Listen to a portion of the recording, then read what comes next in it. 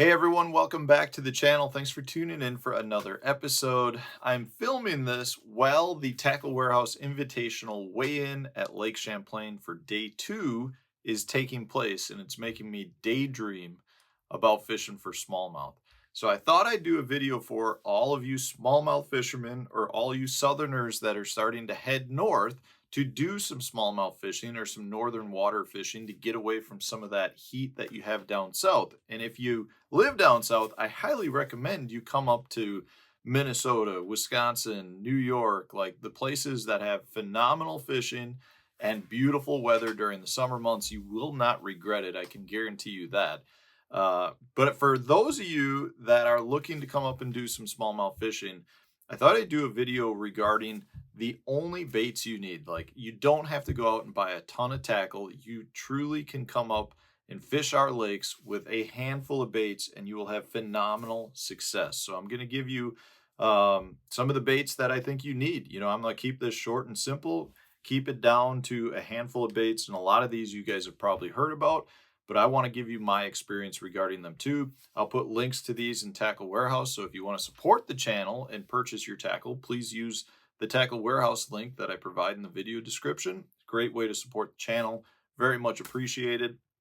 And all of these baits, I believe, are sold at Tackle Warehouse, so you'll be in luck. All right, so let's talk about the first one.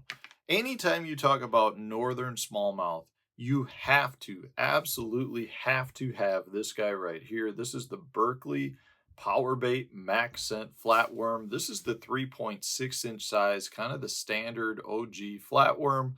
Absolute killer.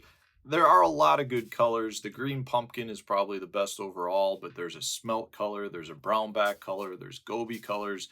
You really can't go wrong with any green pumpkin base or any natural bait fish color of this.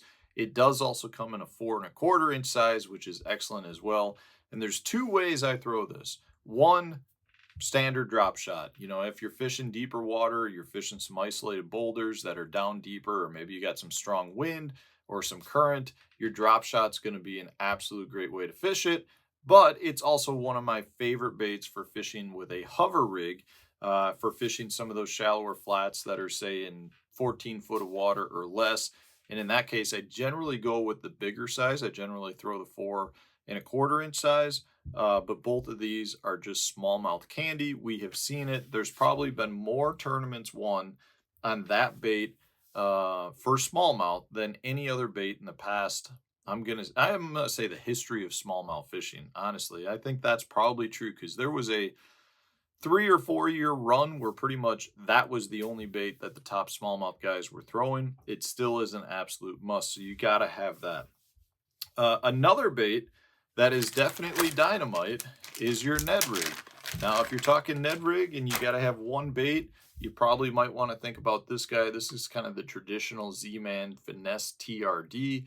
Absolute phenomenal bait. I would put it on like a Berkley Fusion 19 half head. Generally, I like lighter sizes. So you're talking your 16th ounce, maybe your 10th ounce, even up to an 1/8 ounce. I don't like to go heavier unless they're not biting the light stuff. If they're not biting the light stuff with a slower fall, I'll actually go significantly heavier. So like 3/8 ounce, and try to get this thing to fall like a rock. But the Ned bait's absolute dynamite for smallmouth. There's something about that little profile that they cannot refuse. If you're talking about fishing during some of your low light conditions, your topwater bait can be an absolute killer. So when I say low light, either your early morning or late afternoon bite, but it also could come into play, if I can get this guy out, it also comes into play if you have some good cloudy overcast conditions. When that happens during the summer months, your walking topwater baits will be really, really good at generating not only some good action, some really fun acrobatic action from the smallmouth, where they might jump over it 3-4 times before they actually hit it, or they'll tail slap it and your bait goes flying 2-3 feet into the air, but it will generate some of your absolute biggest smallmouth strikes. You can go out, throw your drop shots around, throw your Ned rigs around, catch a lot of fish. But if you want a big smallmouth, some of those big, lone, isolated fish that are up roaming the flats, This guy right here, this is the Vixen, the Reaction Innovation Vixen. There's something about the sound of this with those little BBs and the big thud knocker in there that just gets big smallmouth to come up and eat it. Just an absolute killer for those fish. The other nice thing with that is it's a little bit bigger profile topwater. So if you do have some wind, and a lot of times if you're talking summer smallmouth, you're fishing more main lake areas, that thing is able to call them up and you can catch them in pretty good chop with that. So you got to have walking topwater baits, absolute must to have. Next up, you're going to want your small finesse swim baits. No matter where you're at, a small finesse swim bait. This is a Kitech 3.3. I've got it in a core tackle finesse tush. Jig head, this is an absolute dynamite killer. Generally speaking, I like something with a little bit of chartreuse in it. That usually can call them up, but your small swim baits are something that you can just take out on some of your flats. You can fish them around, just cast them, straight retrieve, and catch a numbers of fish. You can also pair them up with like a wobble head or a drop shot, drag them deeper through some deeper offshore rocks and rock humps, that type of thing. Catch a lot of fish on them. That's a phenomenal plastic as well for your summertime smallmouth. And then last but not least, I still think you need a jerkbait. This is a Berkley Stunna. This is my favorite jerkbait right now.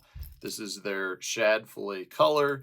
You can see it's got the chartreuse belly on it, which is a great collar for your smallmouth. The key with this, most people, like to throw your jerkbaits in the spring and fall. For smallmouth, 100% year-round bait. You want to work it faster. You want to work it more erratic. And I'll tell you, these shine on some of your windier, overcast, kind of stormy, kind of the yucky days where those fish are really kind of aggressive, moving through some of those bigger waves.